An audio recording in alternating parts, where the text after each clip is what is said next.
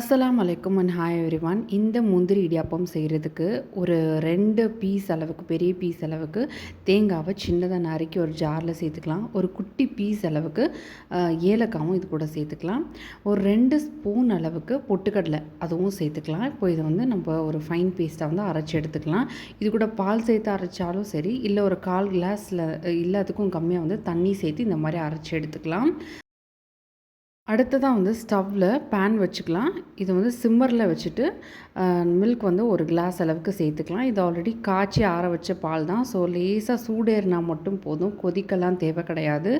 So இது heat ஏறினதுக்கப்புறமா நம்ம அடுத்த இன்க்ரீடியன்ட் சேர்த்துக்கலாம். தேங்காய் பொட்டுக்கடலெல்லாம் சேர்த்து அரைச்சி வச்சுருந்தோம் இல்லையா, அந்த மிக்ஸ் அதை இந்த பாலோடு சேர்த்துக்கலாம். இப்போது திடீர்னு வீட்டுக்கு கெஸ்ட் வரும்போதோ, இல்லை நம்மளுக்கு டயர்டாக இருக்கும்போது, அதிகமாக வேலை செய்ய முடியாத டைமில் டக்குன்னு ஒரு ஸ்வீட் ரெடி பண்ணிடலாம் இடியாப்பத்துக்கு சைடாக. ஸோ அந்த மாதிரி ஒரு ரெசிபி தான் இது. ரொம்ப நல்லாயிருக்கும். இதை ட்ரை பண்ணி பாருங்கள் கண்டிப்பாக. இப்போ நம்ம இந்த மிக்ஸை இதோட சேர்த்து லேசாக இதை சேர்த்து மட்டும் கொடுத்துக்கலாம். ரொம்ப இதை அடுப்பில் வச்சு கிண்டக்கூடாது. ஒரு மாதிரி தெரிஞ்ச மாதிரி ஆயிரும். லேசாக இது மிக்ஸ் ஆனதுக்கப்புறமா நம்ம சர்க்கரை சேர்த்துக்கலாம். இதுக்கு நான் இன்றைக்கி வெல்லம் தான், துருவி வச்சுருக்க வெல்லம் தான் சேர்க்க போகிறேன். உங்களுக்கு ஒயிட் சுகர் வேணும்னா, இல்லை நாட்டு சர்க்கரை வேணும்னா நீங்கள் சேர்த்துக்கலாம். நான் வெல்லம் தான் சேர்த்துருக்கேன். அது ஒரு மைல்டு டேஸ்ட் கொடுக்கும். அது எனக்கு ரொம்ப பிடிக்கும், அதனால் நான் சேர்த்துருக்கேன். ஸோ சேர்த்து இதை மிக்ஸ் பண்ணி கொடுத்துக்கலாம். இப்போ இந்த வெல்லம் நல்லா கரைஞ்சி வரட்டும். கரைஞ்சி அந்த கலர் மாறினா போதும், நம்ம ஸ்டவ் ஆஃப் பண்ணிடலாம். கொதிக்கலாம் வைக்க தேவையில்லை. இதுக்கு மேலே பார்த்திங்கன்னா இது ஓரளவுக்கு திக்காகி இந்த மாதிரி இருக்கும் ஒரு கன்சிஸ்டன்சியில். இது ஒரு பவுலுக்கு இப்போ ட்ரான்ஸ்ஃபர் பண்ணிக்கலாம். இப்போ திரும்பவும் ஒரு பேன் வச்சு அதில் 1/4 ஸ்பூன் இல்லை 1/2 ஸ்பூன் அளவுக்கு நெய் சேர்த்துக்கலாம். அது ஹீட் ஆனதுக்கப்புறமா ஒரு சின்ன பீஸ் பட்டை, ஒரு கிராம்பு அவ்வளோதான் சேர்த்துக்கணும். அதிகமாக சேர்த்துக்கக்கூடாது. சேர்த்துட்டு இதை நல்லா பொரியட்டும். பொரிஞ்சதுக்கப்புறமா முந்திரி எடுத்து அதை 1-2 உடச்சி அதையும் இதோட சேர்த்து வறுத்துக்கலாம். நிறைய முந்திரி வேணும்னா நிறையா சேர்த்துக்கோங்க. நான் இன்றைக்கி முந்திரி மட்டும் தான் எடுத்துருக்கேன். உங்களுக்கு கிஸ்மிஸ் வேணும்னா அதையும் சேர்த்துக்கலாம். ஸோ இது ப்ரௌனாக டர்ன் ஆகிறது வரைக்கும் இதை ஃப்ரை பண்ணி நம்ம எடுத்துக்கலாம்.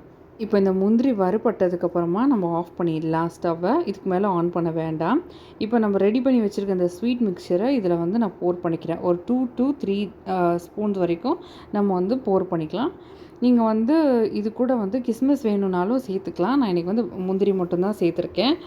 ஏன்னா எனக்கு கிஸ்மிஸ் அவ்வளோவா எனக்கு பிடிக்காதுன்றனால சேர்த்துக்கலாம். உங்களுக்கு வேணும்னா நீங்கள் சேர்த்துக்கோங்க. இதுக்கு மேலே நம்ம ரெடி பண்ணி வச்சுருக்க இடியாப்பத்தை போட்டு இந்த ஸ்வீட்டை அதுக்கு மேலே கவர் பண்ணணும். அவ்வளோதான். நம்ம இப்படியும் சர்வ் பண்ணலாம். இன்னொரு மெத்தடும் நான் சொல்கிறேன். பிளேட்டில் நம்ம வச்சு சாப்பிடுவோம்ல, அது மாதிரி நார்மலாக வச்சுட்டு அது கூடவும் ஸ்வீட்டு சைடாக வச்சும் சாப்பிட்லாம். இடியாப்பத்தை உதுத்து போட்டு இந்த ஸ்வீட்டோடு இது மாதிரி மிக்ஸ் பண்ணியும் எடுத்து வச்சு சர்வ் பண்ணலாம். ஸோ உங்களுக்கு எப்படி பிடிச்சிருக்கோ அப்படி நீங்கள் சாப்பிட்டு பாருங்கள். சூப்பராக இருக்கும் இந்த ரெசிபி. ஆட்டுக்கால் பாயா அண்ட் தேங்காய் பால், நார்மல் தேங்காய் பாலுக்கு ஒரு ஆல்டர்னேட்டிவான டிஷ்ஷு தான் இது. ட்ரை பண்ணி பார்த்துட்டு எப்படி இருக்குன்னு சொல்லுங்கள். நான் உதுத்து ஏன் போட்டு நான் காட்டல அப்படின்னா, வீடியோவுக்கு இப்படி காட்டினா தான் ப்ரெசன்டபுளாக இருக்கும். அதனால தான் இப்படி நான் காட்டுறேன். உங்களுக்கு வேணும் அப்படின்னா நீங்கள் உதுத்து போட்டு கூட செஞ்சுக்கலாம். இல்லை பிளேட்டில் இடியாப்பம் வச்சுட்டு கூட நீங்கள் சாப்பிட்டுக்கலாம். வீடியோ உங்களுக்கு பிடிச்சிருக்கும்னு நினைக்கிறேன். மறக்காமல் லைக் பண்ணி, ஷேர் பண்ணி, சப்ஸ்கிரைப் பண்ணுங்கள். ரெசிபியை கண்டிப்பாக ட்ரை பண்ணி பாருங்கள். அடுத்த வீடியோவில் பார்க்குற வரைக்கும் அஸ்ஸலாமு அலைக்கும் அண்ட் தேங்க்யூ எவ்ரிவான்.